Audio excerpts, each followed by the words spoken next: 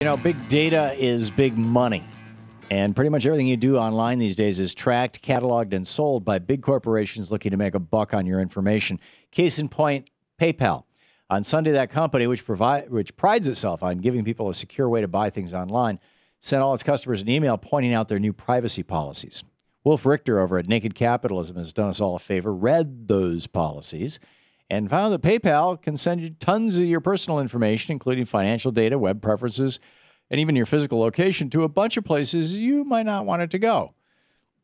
The places PayPal sends your personal information to include eBay and its affiliates. They, of course, own PayPal.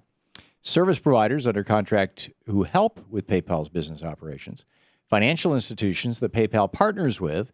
Credit bureaus, collection agencies, banking partners, companies that PayPal plans to merge with or are acquired by, and law enforcement, government officials, or other third parties pursuant to a subpoena. So your data isn't really yours after all. Of course, PayPal isn't the only company taking your personal information. Google, Amazon, all the big websites, they all do it. And they're not always sneaky about it either.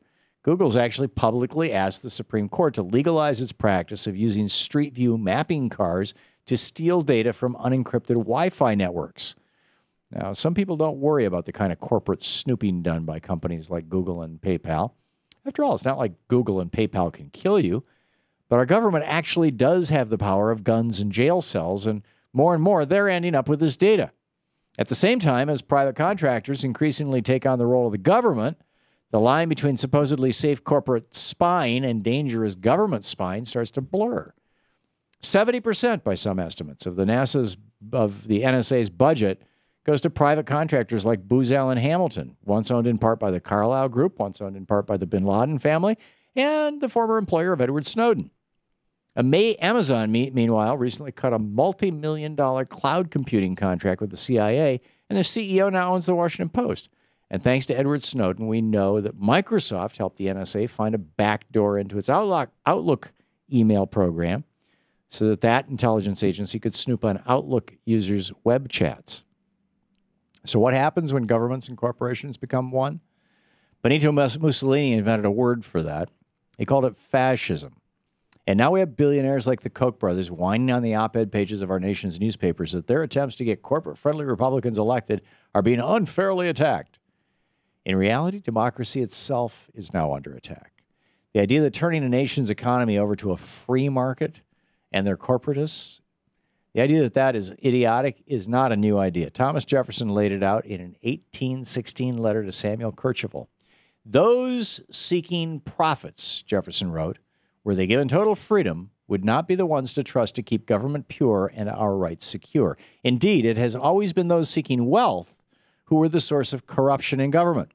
No other depositories of power have ever yet been found which did not end in converting to their own profit the earnings of those committed to their charge. He added, I am not among those who fear the people. They, and not the rich, are our dependents for continued freedom. We must make an election between economy and liberty, or profusion and servitude.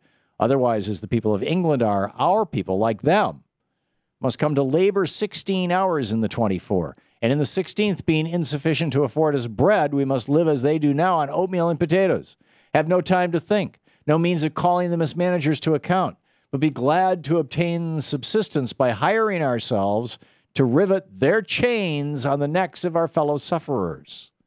End of quote from Thomas Jefferson. This totally free market where corporations reign supreme, just like the oppressive governments of old, Jefferson said could transform America, quote, until the bulk of the society is reduced to be mere automatons of misery, to have no sensibilities left but for sinning and suffering.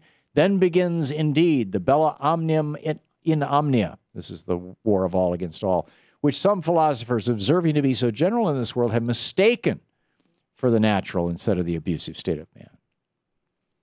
Progressive taxation also has a long history. Jefferson wrote in a 1785 letter to James Madison, quote, another means of silently lessening the inequality of property is to exempt all from taxation below a certain point, and to tax the higher portions of property in geometrical progression as they rise. It's time for us to use that tool and roll back the wealth and power of these billionaires. And while we're at it, stop this whole corporate state business that Mussolini identified back in the 30s. And while we're at that, we could stop the religion and state business that Jerry Falwell was promoting so aggressively. Oh, really? I mean, this was another thing that Jefferson was pushing back against in the 1770s. What was going on in Massachusetts? So anyhow, end of rant.